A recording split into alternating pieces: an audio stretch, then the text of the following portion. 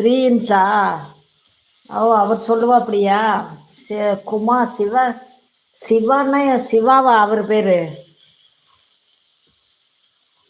அவரு இந்த வந்ததுன்னா இந்த நாகமணி நாகமணி நாகமணி பத்தியே பேசிட்டு இருக்கிறாரா லைவுக்குள்ள வந்து. அதனால எனக்கு பிடிக்கிறது இல்ல.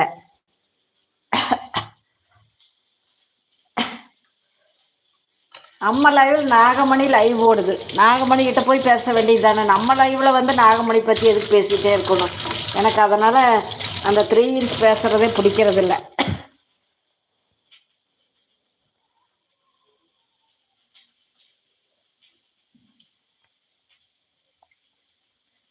அவர் பெயரெல்லாம் தெரியாதம்மா. அவர் தான் நம்மளுக்கு நிறைய ஃபேக் ஐடி ஓப்பன் பண்ணி வருவார்.